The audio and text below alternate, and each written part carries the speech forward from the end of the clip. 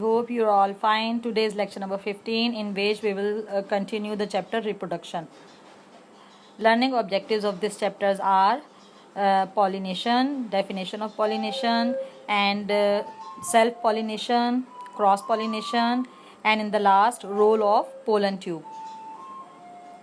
Pollination. Pollination actually is a process in which when pollen grains released from anther and carried by wind or animals land on the sticky stigmas. ठीक है, pollination एक ऐसा process है जिसमें pollen grain जो है वो stamen से जो है स्टिग्मा तक ट्रांसफ़र हो जाते हैं। अब स्टेमन क्या है? स्टेमन जो है वो मेल रिप्रोडक्टिव ऑर्गन है। स्टेमन consist of filament, connective and anther. Anther produce pollen grains. ठीक है, अब मैंने आपको प्रीवियस लेक्चर में बताया था कि एंथर में किस तरह से पोलन ग्रेन्स प्रोड्यूस हो रहे हैं। एंथर में सबसे पहले जो है वो माइक्रोस्पोरेंजियम बनता है। माइक्रोस्पोरेंजियम जो है वो माइक्रोस्पोर्स डेवलप करता है और माइक्रोस्पोर्स जो है वो किस में कन्वर्ट हो जाते हैं? मेल गैमेट्स में, मीन के पोलन ग्रेन में कन्वर्ट हो जाते हैं। इस तरह से जब ये पोलन ग्रेन्स बन जाते हैं तो ये पोलन ग्रेन जो है वो ओवरी तक पहुंचते हैं और ओवरी में मौजूद एग के साथ फर्टिलाइजेशन करते हैं। तो पॉलिनेशन एक बहुत इम्पॉर्टेंट प्रोसेस है फ्लावरिंग प्लांट्स की सेक्सुअल रिप्रोडक्शन का। तो इसको आज हम डिस्कस करेंगे कि पॉलिनेशन का एक ऐसा प्रोसेस जिसमें पोलन ग्रेन जो है वो विंड के थ्रू या एनिमल्स के थ्रू जो है वो स्टिग्मा तक पहुँचते हैं। स्टिग्मा क्या है? स्टिग्मा जो है वो रिप्रोडक्टिव पार्ट है, फीमेल रिप्रोडक्टिव पार्ट है स्टिग्मा। ठीक है, और ये कार्पल का एक पार्ट है। कार्पल क्या है? कार्पल फीमेल रिप्रोडक्टिव ऑर्गन है। कार्पल में 3 पार्ट्स होते हैं, ओवरी स्टाइल, स्टिग्मा। आप ये देख रहे हैं कि ये एक फ्लावर है, इस फ्लावर की ये ओवरी, ये स्टाइल और ये स्टिग्मा। ठीक है, अब पॉलिनेशन जो है वो मुख्तलिफ पॉलिंग एजेंट के थ्रू होती है। ये पॉलिंग एजेंट जो है वो विंड भी हो सकती हैं, एनिमल्स भी हो सकते हैं, और इसके अलावा वाटर के ज़रिए से भी पॉलिनेशन हो सकती है। तो पॉलिनेशन में जो है वो हवा के ज़रिए से भी पोलन ग्रेन उड़कर जो है वो एंथर से स्टिग्मा तक आ जाते हैं। इस पिक्चर में बटरफ्लाई देख रहे हैं और बर्ड्स के ज़रिए भी पॉलिनेशन होती है। मीन के कुछ परिंदे होते हैं, जैसा कि ये बटरफ्लाई आप देख रहे हैं। ये बटरफ्लाई जब एंथर पर बैठती है तो इसके पाँव पर ये पोलन जो है वो चिपक जाते हैं। जब ये उड़ती हुई दूसरे फ्लावर के स्टिग्मा तक जाती है तो वहाँ पर जाकर ये इसके पाँव से पोलन गिर जाते हैं और स्टिग्मा पर जाकर चिपक जाते हैं, क्योंकि स्टिग्मा जो है वो थोड़ा स्टिकी होता है। तो वो पोलन जो है वो उसके पाँव से उतरकर जो है वो स्टिग्मा पे चिपक जाते हैं। फिर वो वहाँ ये पोलन जो है ये पोलन ट्यूब जर्मिनेट करती है। ये पोलन ट्यूब से स्पर्म रिलीज़ होता है जो कि एग तक पहुँच जाता है। ठीक है, तो पॉलिनेशन कैसा प्रोसेस हुआ जिससे पोलन ग्रेन एंथर से स्टिग्मा तक पहुँचते हैं? किसके ज़रिए से? विंड के ज़रिए, एनिमल्स के ज़रिए या फिर वाटर के ज़रिए से पहुँच जाते हैं। तो पॉलिनेशन का जो पहला स्टेप है उस स्टेप में पोलन का स्टिग्मा तक पहुंचना पॉलिनेशन कहलाता है। और ये बहुत सारे जो है वो ग्रासेस में और ट्रीज़ में जो है वो पॉलिनेशन जो है वो विंड के ज़रिए से होती है प्लांट्स में। ठीक है, आइए अब हम देखते हैं इसकी types of pollination. First type है इसकी सेल्फ पॉलिनेशन। सेल्फ पॉलिनेशन एक ऐसा प्रोसेस है जिसमें pollen transfer of pollen from stamen of a flower to stigma of the same flower और अनदर फ्लावर। ठीक है, इसमें क्या है कि ये एक फ्लावर है, इसी फ्लावर के स्टेमन से पोलन ग्रेन गिरकर जो है वो स्टिग्मा तक आ जाते हैं इसी फ्लावर के, या फिर इस प्लांट में जो दूसरा फ्लावर लगा होगा वहाँ पर भी गिर सकते हैं। ठीक है, तो ये कहलाएगी सेल्फ पॉलिनेशन। देख रहे हैं आप, ये फ्लावर है, इसमें देखें अब pistol of the same flower collect pollen. अब ये देखें, ये जो है वो एक स्टैमन है, स्टैमन इसके पोलन ग्रेन उड़ते हुए जो है वो स्टिग्मा तक आ गए, तो ये पॉलिनेशन कहलाती है सेल्फ पॉलिनेशन। जो डाइशियस प्लांट है उनमें सेल्फ पॉलिनेशन नहीं होती। डाइशियस का मतलब मैंने आपको बताया था कि डाइशियस वो प्लांट है जिसमें एक ही फ्लावर पर एक सेक्स ऑर्गन प्रेजेंट होगा और दूसरा सेक्स ऑर्गन जो है वो दूसरे प्लांट के फ्लावर पर प्रोड्यूस होता है। तो इस तरह से जब एक ही प्लांट के ऊपर फ्लावर में एक सेक्स ऑर्गन है, चाहे वो स्टैमिन हो चाहे कार्पल हो, अगर कार्पल है तो जो है वो स्टैमिन नहीं है तो फिर पॉलिनेशन तो हो ही नहीं सकती, क्योंकि उस स्टैमन में पॉलन्स होते हैं तो पॉलन है ही नहीं, एक ही सेक्स ऑर्गन है। अगर सिर्फ स्टैमन है तो कार्पल नहीं है, तो इसमें जो है वो सेल्फ पॉलिनेशन नहीं हो सकती, क्रॉस पॉलिनेशन ही होगी। ठीक है, तो सेल्फ पॉलिनेशन का प्रोसेस आप सेल्फ पॉलिनेशन के प्रोसेस में पोलन ग्रेन उसी फ्लावर के स्टिग्मा तक पहुंच जाते हैं। ये पॉलिनेशन जो है वो सेल्फ पॉलिनेशन कहलाती है। नेक्स्ट टाइप है क्रॉस पॉलिनेशन। क्रॉस पॉलिनेशन में क्या होता है कि transfers of pollen from the stamen of a flower to the stigma of another flower present on another plant.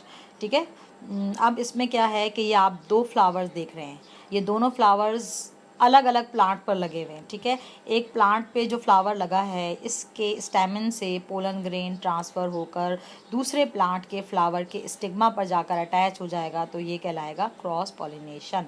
ठीक है, तो क्रॉस पॉलिनेशन के लिए जो है वो दो प्लांट्स का होना ज़रूरी है, यानी कि दो मुख्तलिफ जगह पे प्लांट लगे हुए हैं, एक जो है वो इस क्यारी में लगा हुआ है, एक जो है वो सामने वाली क्यारी में लगा हुआ है।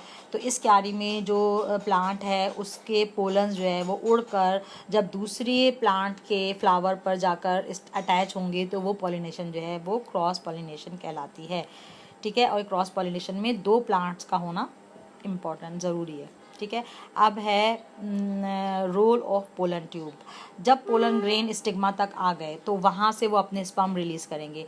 तो वो जो स्पर्म्स हैं वो कैसे रिलीज़ होंगे, वो पोलन ट्यूब की वजह से रिलीज़ होंगे। अब ये देखें, ये एक पोलन ग्रेन है। पोलन ग्रेन्स में जो है वो ट्यूब न्यूक्लियस भी होते हैं और जनरेटिव न्यूक्लियस भी होते हैं जिसमें स्पर्म्स जो हैं वो प्रोड्यूस होते हैं। अब ये जो पोलन ग्रेन जो स्टिग्मा पर जाकर अटैच हुआ था, तो इस पोलन ग्रेन के अंदर जो स्पर्म्स थे, यानी 2 स्पर्म जो न्यूक्लियाई थे और एक ट्यूब न्यूक्लियस था, ये जो है वो पोलन ट्यूब के थ्रू जो है वो रिलीज़ होंगे। ये देख रहे हैं आप, ये एक पोलन ग्रेन है, ये पोलन ग्रेन में पोलन ट्यूब जर्मिनेट हुई है। पोलन ट्यूब का क्या काम है, इसका क्या रोल है, पोलन ट्यूब क्यों बनाई जाती है? पोलन ट्यूब जो है वो एज ए व्हीकल वर्क करती है मीन के अपने गैमेट्स को और अपने स्पर्म्स को ट्रांसफ़र करने के लिए ये जो है वो डेवलप होती है। ठीक है, क्योंकि जो ओव्यूल होता है, जो एग है वो ओव्यूल के अंदर मौजूद होता है, इनक्लोज्ड होता है, बहुत ज़्यादा पैक्ड होता है, तो स्पर्म जो है वो इजीली वहाँ तक नहीं पहुँच पाते। जब ये पोलन ट्यूब जर्मिनेट होगी तो स्पर्म इजीली जो है वो एग तक जो है वो पहुँच जाएंगे और वहाँ पे फर्टिलाइजेशन हो जाएगी। ठीक है, तो पोलन ट्यूब का बनना इसलिए ज़रूरी है कि स्पर्म को एग तक ईज़िली पहुंचाया जा सके, जिसकी वजह से फर्टिलाइजेशन हो सके। So pollen tube take part to reach the male gametes into the embryo sac. तो पोलन ट्यूब किस लिए डेवलप होती है कि वो एम्ब्रियो सैक में मौजूद एग तक स्पर्म को पहुंचा सके, इसलिए पोलन ट्यूब जो है वो जर्मिनेट की जाती है। पिछले लेक्चर में मैंने आपको sexual reproduction in flowering plant में एम्ब्रियो सैक का स्ट्रक्चर बताया था और पोलन ग्रेन का स्ट्रक्चर बताया था। ठीक है, तो एम्ब्रियो सैक जो है वो कहाँ पर डेवलप होती है? एम्ब्रियो एक्चुअली ओव्यूल में प्रेजेंट होती है। ओव्यूल कहाँ है? ओवरी में प्रेजेंट है। ओवरी किसका पार्ट है? ओवरी जो है वो कार्पल का पार्ट है, और कार्पल क्या है? Female reproductive organ. तो ठीक है, तो फीमेल रिप्रोडक्टिव ऑर्गन क्या है? कार्पल। कार्पल के 3 पार्ट हैं, ओवरी, स्टाइल, स्टिग्मा। ओवरी के अंदर ओव्यूल मौजूद हैं, ओव्यूल के अंदर एम्ब्रियो सैक प्रोड्यूस हुआ, एम्ब्रियो सैक के में एग मौजूद होता है। ठीक है, और पोलन ग्रेन कहाँ पर प्रोड्यूस होंगे? Pollen grain male reproductive part में प्रोड्यूस होंगे। मेल रिप्रोडक्टिव पार्ट कहाँ पर होते हैं? मेल रिप्रोडक्टिव पार्ट स्टैमन कहलाते हैं। स्टैमन के 3 पार्ट हैं, filament, connective and anther. Anther के अंदर पहले माइक्रोस्पोर्स प्रोड्यूस होंगे, पोरंजियम में माइक्रोस्पोर प्रोड्यूस होंगे, फिर ये माइक्रोस्पोर्स जो हैं ये डेवलप्ड होकर मेल गैमेटोफाइट यानी कि पोलन ग्रेन बनाएंगे। अब पोलन ग्रेन में जब पॉलिनेशन हुई तो पॉलिनेशन के ज़रिए हवा से उड़ते हुए जब ये स्टिग्मा तक आ गए तो वहाँ पर फर्टिलाइजेशन कैसे होगी? वहाँ पर पहला प्रोसेस जो होगा वो जर्मिनेशन ऑफ पोलन ट्यूब होगा। तो ये पोलन ट्यूब जब जर्मिनेट होगी तो पोलन ग्रेन में मौजूद जो स्पर्म हैं वो रिलीज़ होते हुए ओवरी तक पहुँचेंगे। ओवरी में मौजूद जो एग है वो एग के साथ फर्टिलाइज्ड होगा। इस तरह से यहाँ पर डबल फर्टिलाइजेशन का प्रोसेस स्टार्ट हो जाएगा, जो मैं आगे जाके आपको लेक्चर में development of embryo sac, development of pollen grains कैसे डेवलप हुए ये, और इसके अलावा डबल फर्टिलाइजेशन का प्रोसेस समझाऊंगी कि ये किस तरह से हुआ और किस तरह से सीड जो है वो प्रोड्यूस हुआ। तो इस तरह से sexual reproduction in flowering plant का जो पहला था वो स्पोरोफाइट था, मीन के 2 तरह के स्पोर्स प्रोड्यूस हुए, माइक्रोस्पोर्स और मेगास्पोर्स। और microspores developed into male gametophyte, megaspores develop into female gametophyte. Female gametophyte क्या था? एम्ब्रियो सैक, और मेल गैमेटोफाइट क्या था? Pollen grain. तो अब एम्ब्रियो सैक और जब पोलन जो प्रोड्यूस हो जाते हैं फिर उसमें पॉलिनेशन होती है, पोलन ग्रेन जो है पोलन ग्रेन जो है वो स्टिग्मा तक पहुंचती है वहाँ पॉलिनेशन के बाद, और फिर वहाँ पे फर्टिलाइजेशन हो जाती है। ठीक है, तो फर्टिलाइजेशन के प्रोसेस में जर्मिनेशन ऑफ पोलन ट्यूब या रोल ऑफ पोलन ट्यूब बहुत इंपॉर्टेंट है।